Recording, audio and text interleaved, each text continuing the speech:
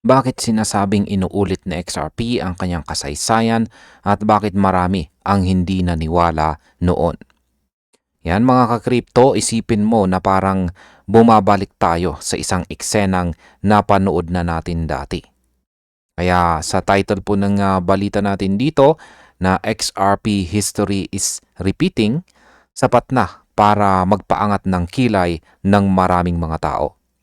Bilang crypto enthusiast, masasabi ko na ang ganitong pahayag ay hindi po basta emosyon lamang, kundi may pinanggagalingang technical structure. Ang punto po rito ay hindi kung tumaas ba sa XRP ngayong linggo o bumaba kahapon. Ang mas malaga ay ang mas malaking larawan sa higher time frames. Dito po pumapasok ang ideya na may mga market cycle na paulit-ulit lang ang galaw. At sa tuwing nangyayari po ito, marami ang hindi naniniwala hanggang sa huli na. Kapag malinaw na po ang trend, saka palang hahabol ang karamihan. Kaya yan po ang siyang ating pag-uusapan sa video na ito. At ayan, ano nga ba ang nakita rito ni Steph Crypto sa technical structure ng XRP ngayon?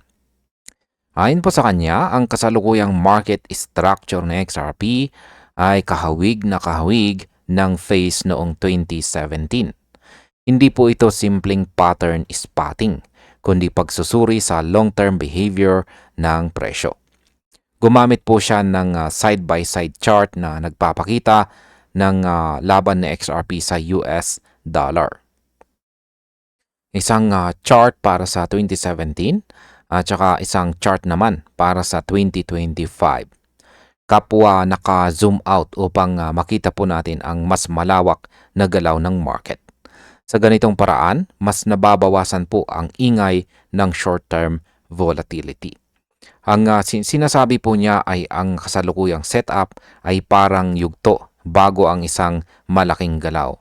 Isang tahimik pero critical na sandali. Ngayon ay ano po ba ang papel ng Gaussian channel sa analysis na ito? Sa pareho pong chart, ginamit po ang Gaussian channel indicator. Ito ay isang technical tool na tumutulong pong sukatin ang trend direction at saka volatility. Kapag ang presyo ay nasa loob o ibabaw ng channel, karaniwang sinyalis ito ng healthy structure. Noong 2017, makikita na si XRP ay nagkaroon po ng matinding wick pababa na tumagos po sa channel. Ngunit pansamantala lamang ito. Matapos po ang ilang linggo, muling bumalik ang presyo sa loob ng channel at dito po nagsimula ang malakas na uptrend. Sa kasalukuyang 2025 structure, makikita po ang kaparehong galaw.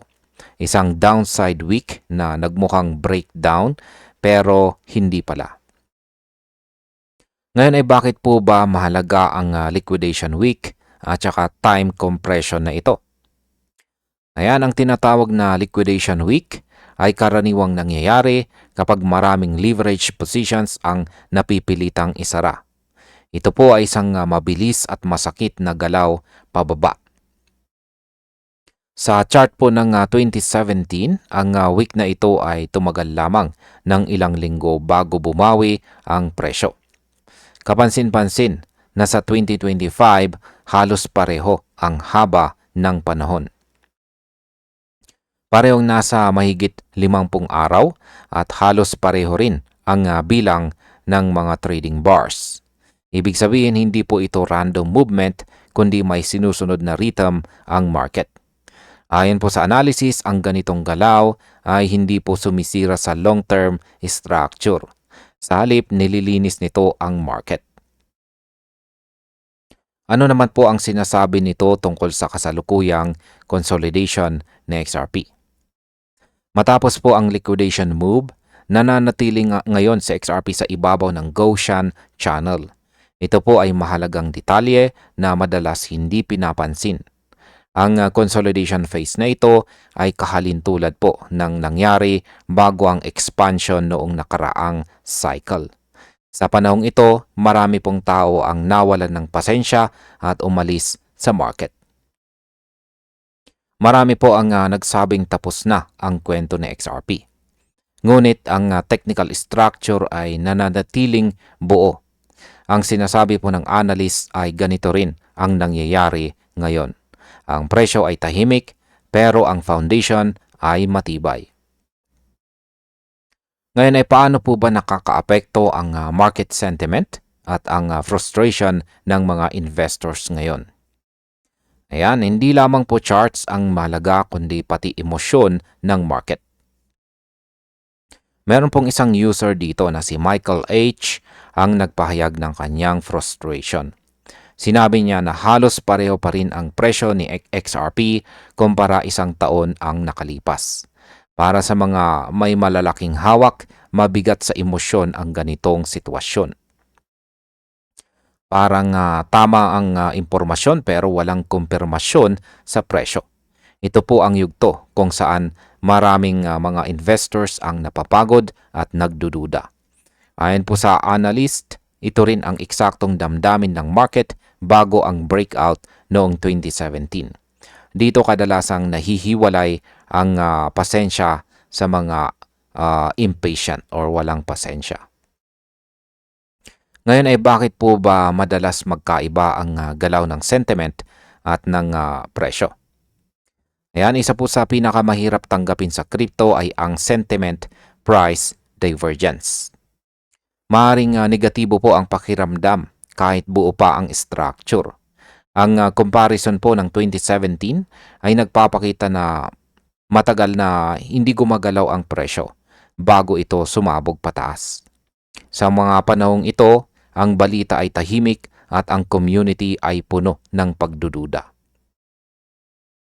Ngunit ang market mechanics ay patuloy na gumagana sa likod. Ang consolidation ay parang pag-ipon po ng lakas. Kapag natapos po ito ng biglaan, ang galaw ay kadalasan ay huli na ang karamihan. Ito po ang dahilan kung bakit mahalaga ang historical context. At bilang panghuli ay ano naman po ang aking masasabi tungkol dito? Ayan, naniniwala po ako na ang binibigyang diin dito ay hindi presyo kundi pasensya. Wala pong binigay na target o eksaktong timeline at ito po ay mahalaga.